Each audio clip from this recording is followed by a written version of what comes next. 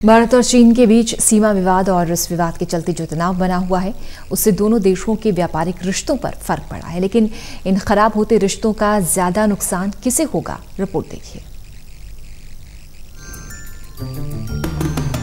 भारत और चीन के बीच जारी सीमा विवाद और विवाद से बने हुए तनाव के बीच अब सवाल ये उठ रहे हैं कि इन बिगड़ते रिश्तों ने दोनों देशों के व्यापारिक रिश्तों पर कितना प्रभाव डाला।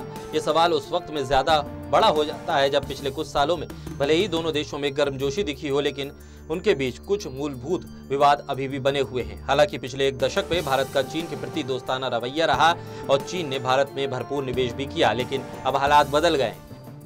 भारत ने विवाद के चलते कई चीनी ऐप पर बैन लगाया, जिस पर चीन ने प्रतिक्रिया दी। लेकिन अगर हम कुछ सालों पहले दोनों देशों के व्यापार पर नजर डालें तो भारत और चीन के बीच सामान के आपसी व्यापार के विकास की कहानी काफी उत्साहजनक नजर आती है।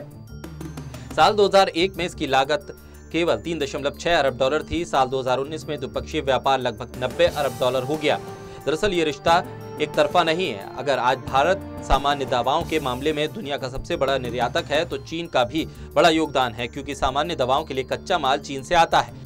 और व्यापार के अलावा दोनों देशों ने एक दूसरे के यहाँ निवेश भी किया है, लेकिन अपनी क्षमता से कहीं कम। और दिलचस्प ये है कि साल 1962 के युद्ध और लाइन ऑफ एक्चुअल कंट्रोल में सालों से जारी तनाव के बावजूद आपसी व्यापार बढ़ता आया है। लेकिन अब हालात बदल गए हैं। भविष्य में भारत की तरफ से कुछ कड़े कदम उठाए जाने की बात सामने आ रही है, लेकिन कई विशेषज्ञ इसे भविष्य में बड़े नुकसान की तरह देख रहे हैं। उनका मानना है कि भारत और चीन के बीच 50 मिलियन डॉलर के व्यापार घाटे को देखते हुए इससे अधिक कठोर कदम उठाना भारत को उल्टा पड़ सकता है।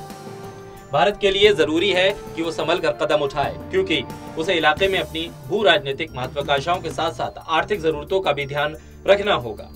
भारत और चीन के बीच पिछले लंबे समय से सीमा विवाद के चलते तनाव की स्थिति है।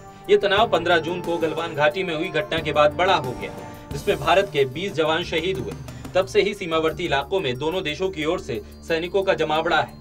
हालांकि दोनों देशों में सैन्य और कूटनीतिक स्तर पर बातचीत भी जारी है और तनाव को कम करने का दावा भी किया जा रहा है। Special desk, total news.